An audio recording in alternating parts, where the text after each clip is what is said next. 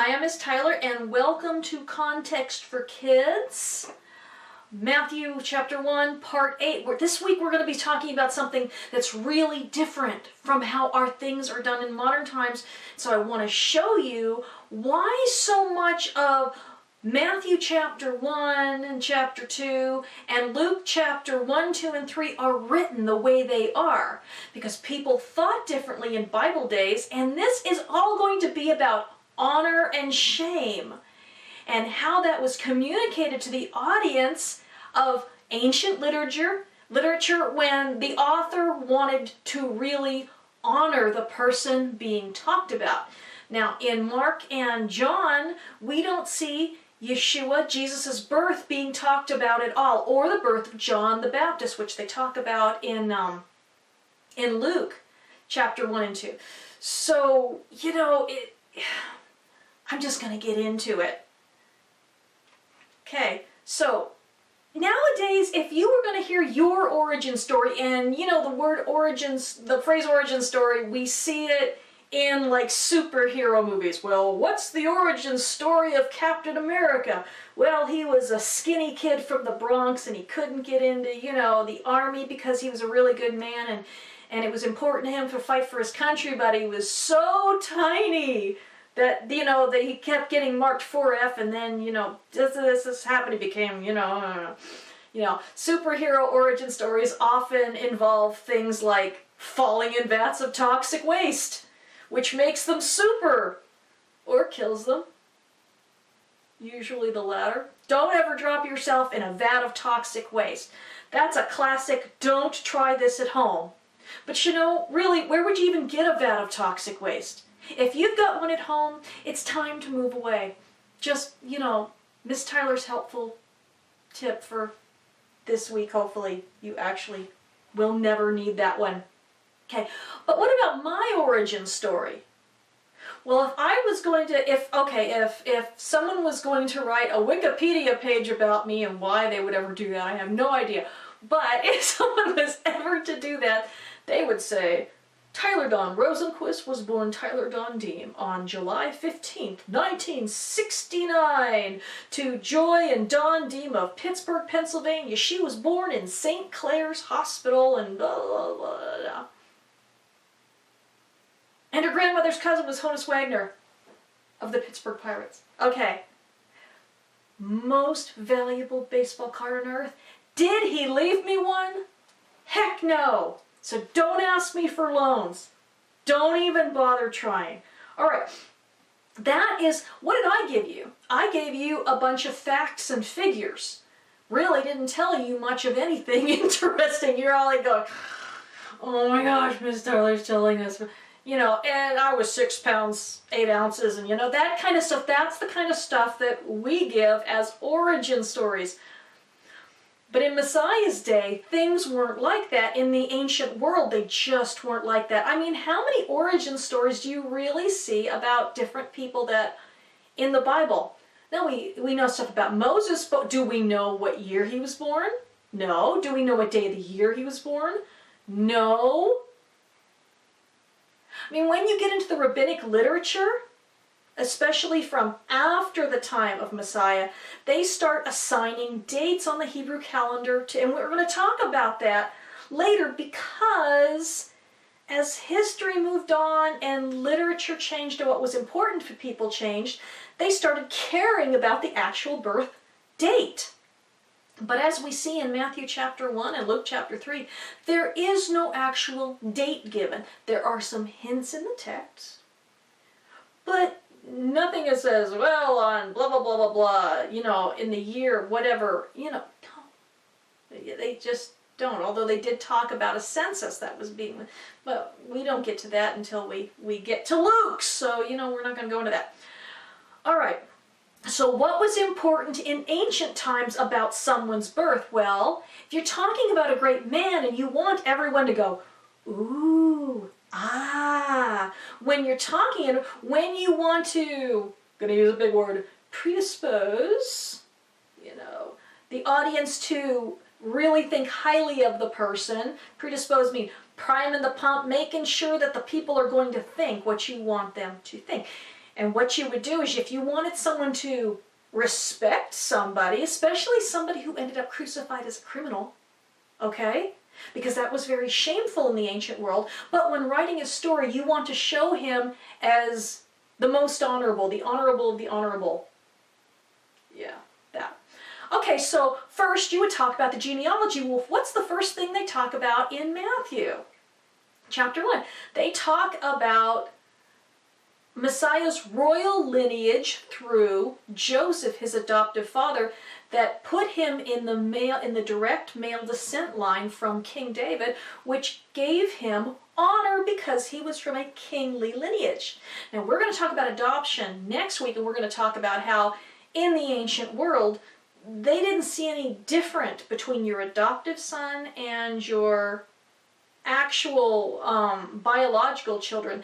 That's something that happened later, and a lot of times we just assume everybody thinks the way they have at certain time periods. Of course, now people don't care either because adoption rocks. I should know. My kids are adopted, and they rock. All right, so what else? Then they tell about accomplishments. Well, what are the Gospels? Well, as we're going to see, the Gospels are just nothing but an unending story of all the amazingly honorable, miraculous, amazing things that Yeshua did during his life, about his character and how he acted, and when people would challenge him and try to shame him, how they ended up shamed because he was just so amazing. Okay? Still is. Okay. They would talk about what kind of honors were paid to the person during their lifetime by important persons. You know, if they won great battles, if they won sporting events. Oh, I'm going to sneeze. Okay, stop laughing. I know I have the most ridiculous sneeze on earth, and that wasn't even one of my really bad ones. That sounds like a mouse got run over by a steamroller. It's this tiny little squeak. All right. That was a nasty picture, wasn't it? Who would do that anyway? I don't know. But the honors that were given to some of the great things that when kings or great teachers would recognize them, that sort of thing. Okay, place of birth. If they're from a great city or just a, podunk little whatever, Paul, the Apostle Paul, he would say, I am from, Tarsus. And he would say, I'm from no mean city. And he was saying, yeah, I was from a great place, which makes me great. That's the way people thought. So like I say, I'm from Pittsburgh, Pennsylvania, home of 7 Super Bowl rings. Ha! More than anybody else. And by extension, that just makes me a great athlete, right? No. Okay. Maybe not. Okay. And then signs and omens. What prophetic words were spoken about the person? If we're dealing with pagans, what omens were there? Whether you're pagan or not, signs in the heavens. What did the oracles say about you if you come from pagans? So that kind of stuff is in the origin stories. Those were meant to point out this person as, hey, this isn't a normal person. This isn't just an ordinary person. Believe me, there was nothing in my, I just told you anything, my origin story, there wasn't anything prophesied about me. There were no signs in the sky except I did watch the moon landing when I was, 5 days old, but still, that wasn't had anything to do with me. There was nothing special regarding my birth in any way, shape, or form. And so all you can do is give the date, the hospital, the place, and how much I weighed, and how long I was, because you know what? Nobody watching this video is probably, yeah. All right. So like I said, genealogy, Matthew 1 and Luke 3 give Yeshua's family tree all the way back to the beginning. That was how Matthew and Luke honored him, by showing that his family wasn't contaminated with pagans and, you know, all that kind of stuff. Because, boy, in those days, they did think about that. Like, if you were a Roman citizen, they wanted you to be a Roman citizen going way back. All right. Accomplishments. Like I said, Gospels are just one long record of honorable and impressive deeds. Honors, what honors were given by important people in a great person's life. You know, leaders praised him. You know, there were Jewish leaders who were praising Yeshua, Jesus. They were synagogue leaders who would send him a centurion for healing. You know, that was a way of honoring him. And the biggest honor of all, God raised him from the dead. Hello. Hello. It doesn't get any better than that. That's just it. That's like the gold standard of honors paid to a person. Were they born somewhere significant? We talked about that with Paul. And of course with Yeshua, it was Bethlehem, which was the prophesied birthplace of the Messiah. Signs and omens. Okay, so this is our focus this week. We're going to be talking about the birth and origin stories of two great historic kings that are actually also both mentioned in the Bible, but they're not Jewish kings. They're not Israelites. But when you go through all of these origin stories of all these great men throughout history, what you're not going to see in almost any of the cases is birthdays. Unless, and I'll show you the unless. Okay, so what? No birthdays? Are you kidding me? But the date that you're born is so important because a year later you get a party. Okay? Well, okay, in ancient times people didn't really care about the date unless it was tied to an important event. So they might say on the day of the eclipse, you know, that kind of stuff. You know, and I think actually one of the Caesars was born on the day of the eclipse, and that was supposed to be but that again, that's an omen in the sky. And then they would record the eclipse and not necessarily the date it was associated with. They were interested in things, not dates. They were interested in events. They were interested in events that had important meaning. All right? All right. So people cared about who your parents were going way back. What the signs in the sky were. Was there an eclipse? Was there, like in Yeshua's case, a star in the sky? What omens were there about you? You know, omens were like the clouds were hanging a certain way that day, or all the animals died. If all the animals died actually on the day you were born, that's a bad omen. They probably just want to kill you. What prophecies were given about you. And both Alexander the Great and Cyrus the Great, who we're going to talk about today, were both mentioned in the Bible. Cyrus by name, 150 years before he was born. Awesome, huh? I'm not mentioned in the Bible anywhere. Maybe when they were talking about troublemakers, but then it was just kind of general thing, and it wasn't really talking about me, except in an offhand sense. Okay.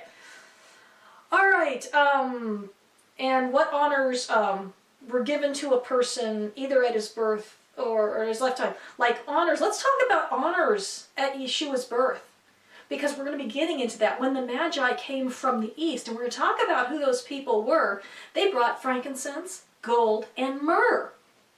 Those were some serious, expensive gifts. Those were gifts you would give a king. You know, so, I mean, that's saying, oh, look at these important people. They recognized him. They gave him honors, you know, and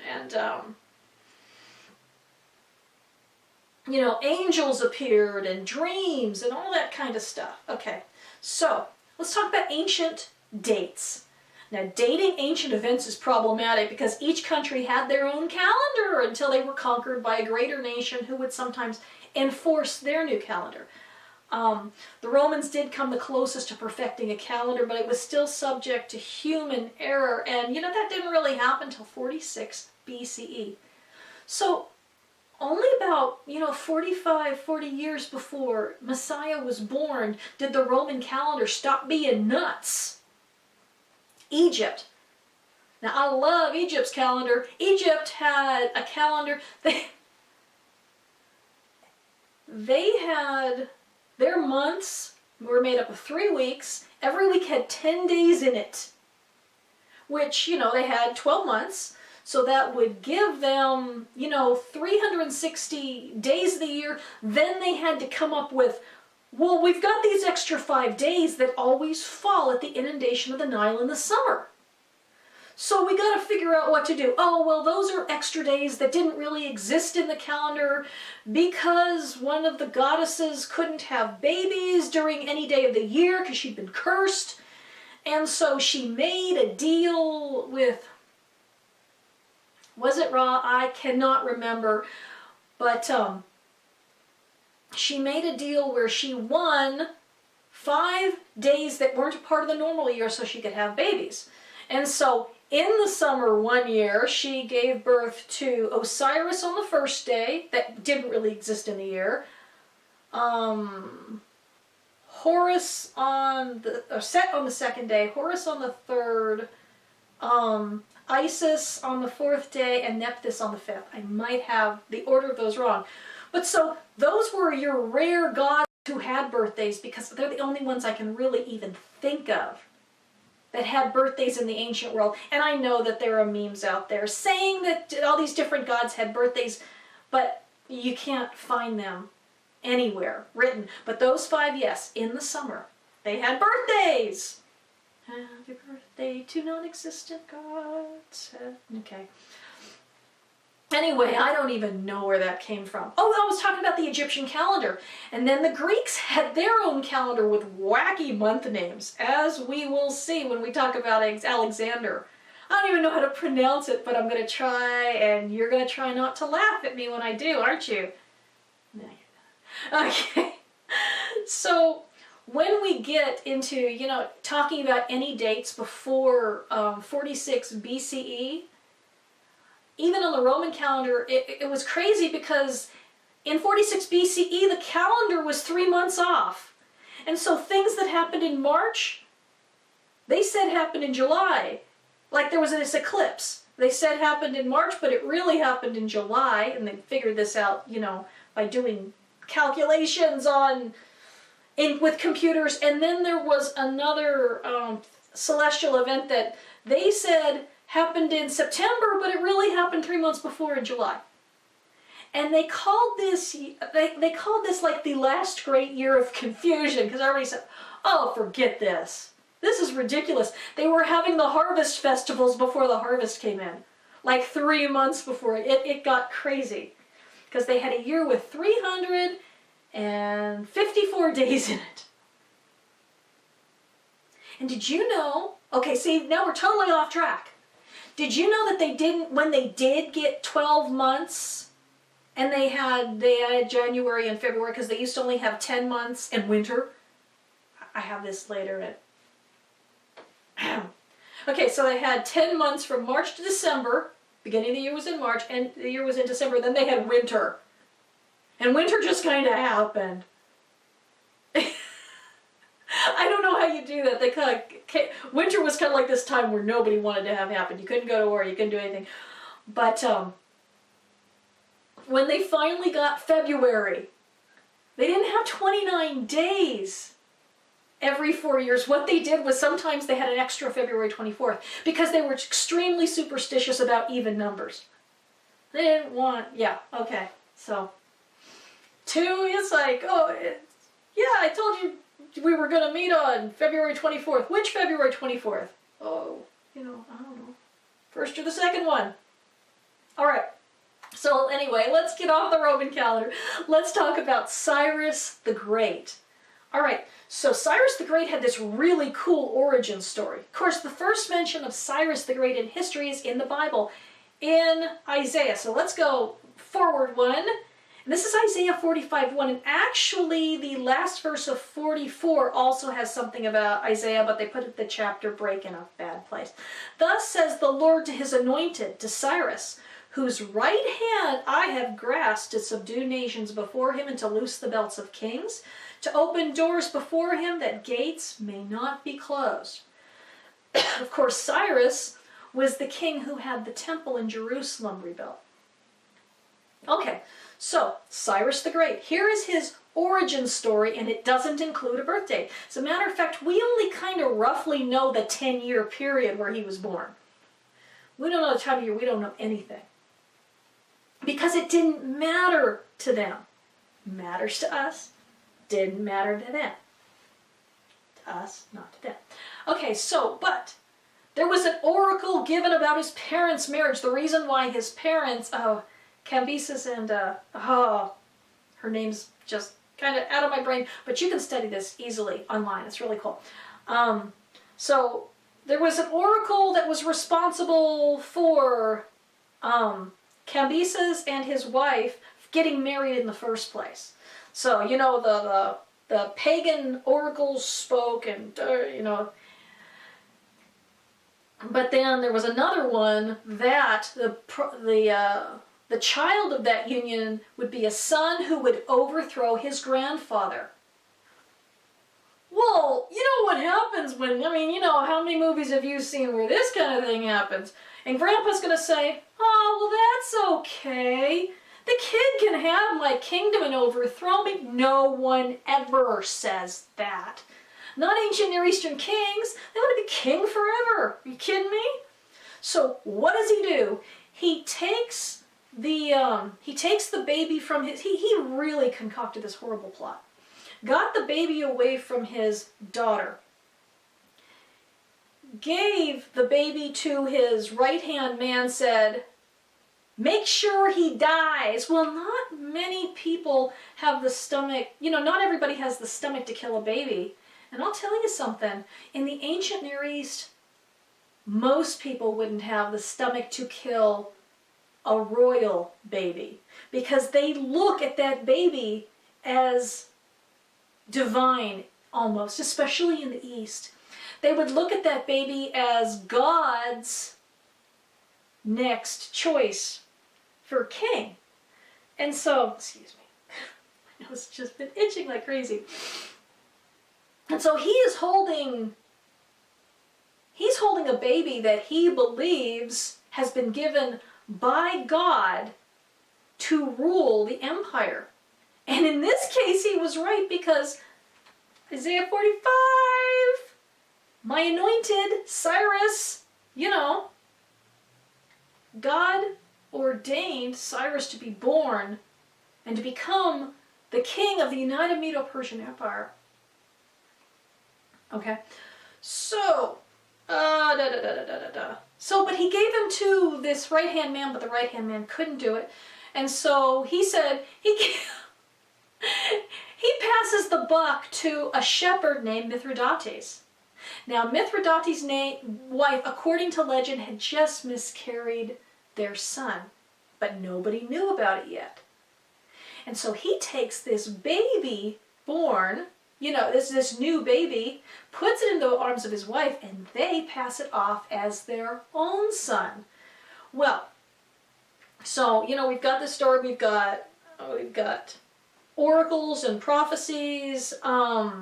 He was of royal lineage, and now we've got this romantic upbringing where he was this simple shepherd boy, but he was such a great leader that all the boys kept him in, and he was just amazing. And then he was so amazing that he came to the attention of the king, who knew exactly who he was. And then the story goes on from there, but we'd be talking about it for years if I keep going. But you see all these events, these miraculous events and divine providence rescuing him, but we don't know the day he was born. Nobody cared. All right, so Alexander the Great. Now here we have a rare birthday among ancient kings, and I will share with you why. We know his birthday in just a minute. His birthday is on the 6th day of Hecatombian.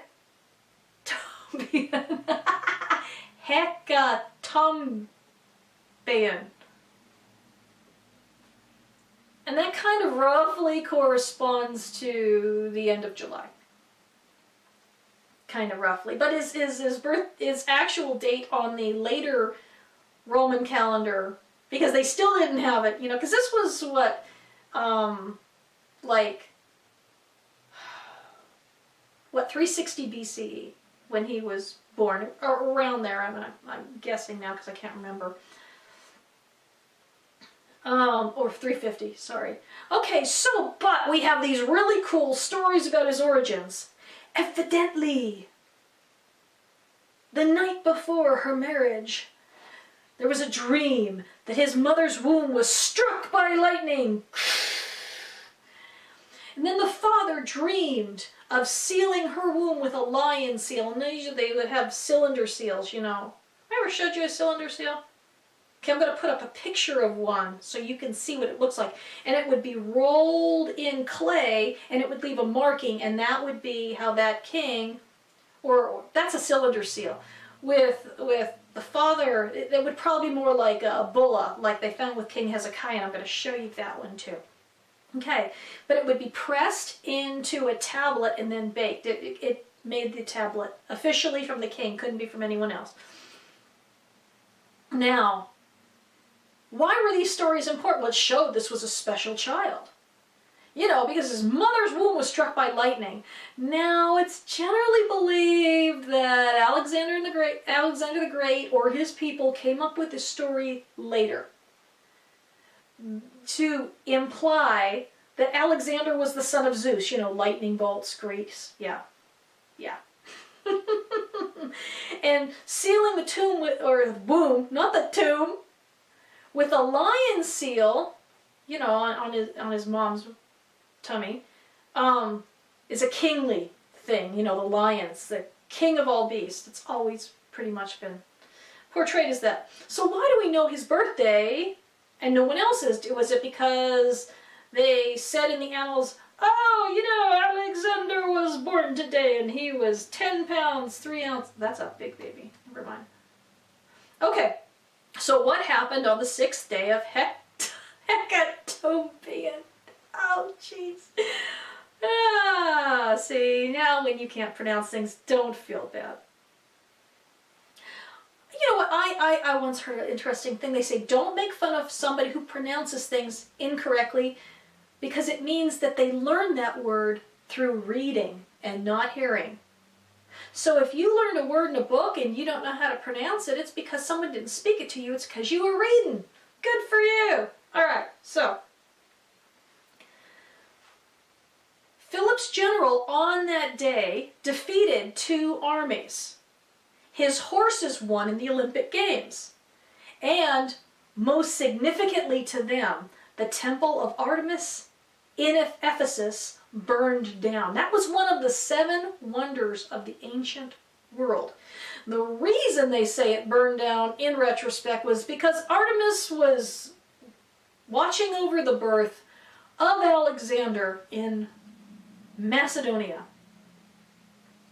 I don't know, I wasn't there. Wasn't born quite yet.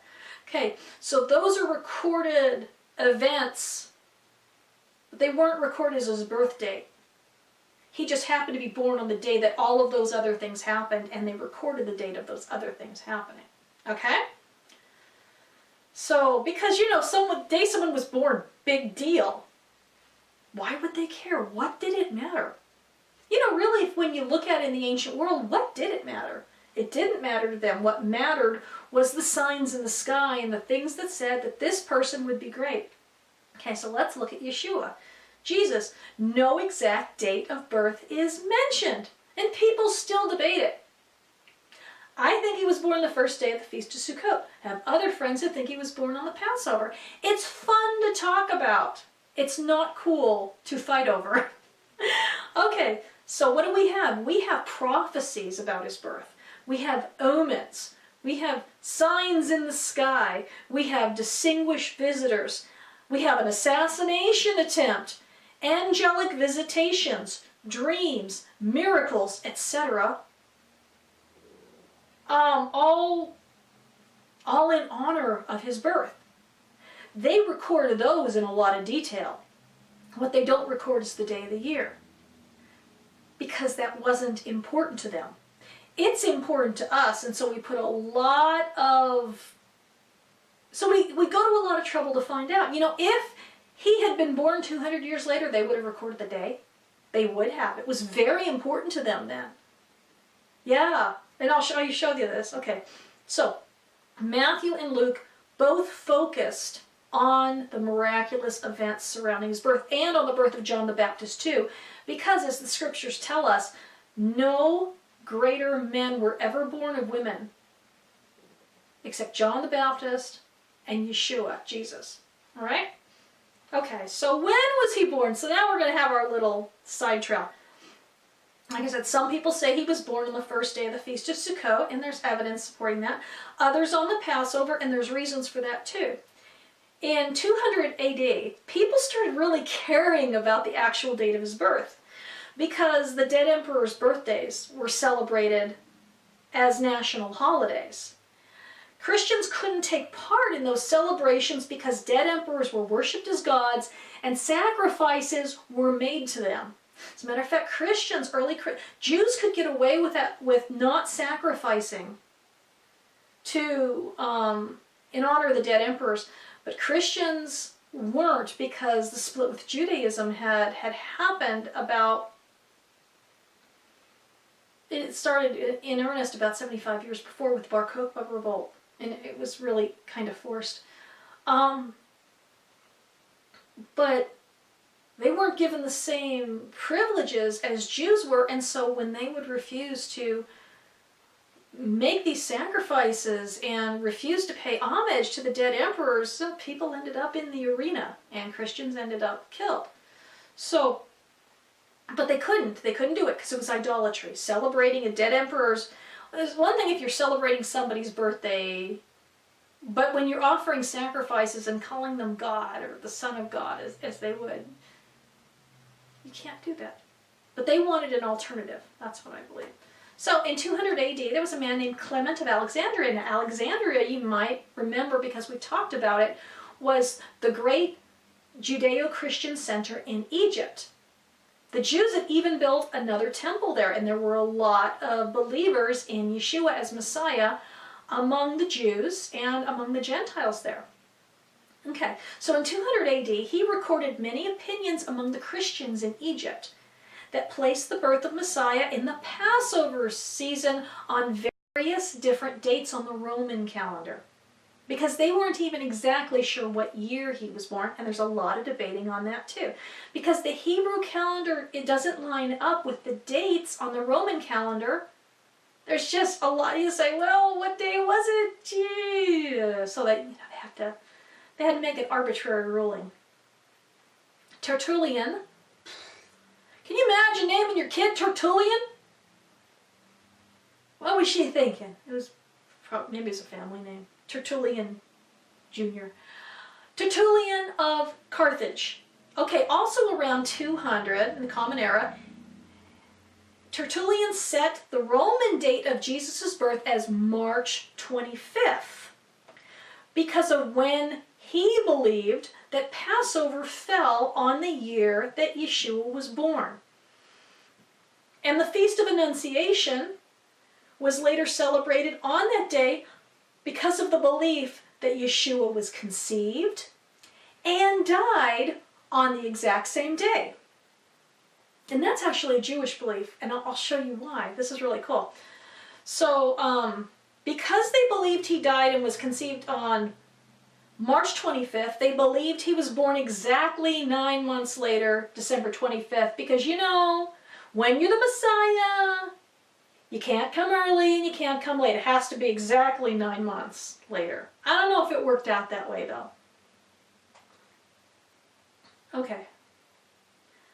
Now, where would they get the idea that Messiah was born and died, or was conceived and died on the exact same day? You know, Rabbi Eliezer is a very, very famous rabbi, and they actually believe he might have been a believer in Yeshua. He was excommunicated. And the Babylonian Talmud, Rosh Hashanah He's still a very respected rabbi in Judaism.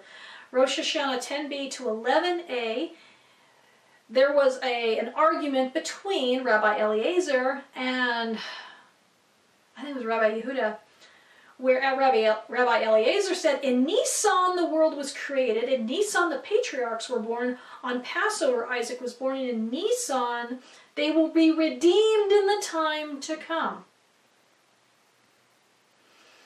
So, it's very similar to what these early church fathers were saying, except instead of being born and died on the same day, they were saying that he was conceived and died on the same day. Okay, so you see? Now, another strain of Christianity at that same time said that no, he wasn't born on March 25th, or he wasn't conceived on March 25th, but on April 6th.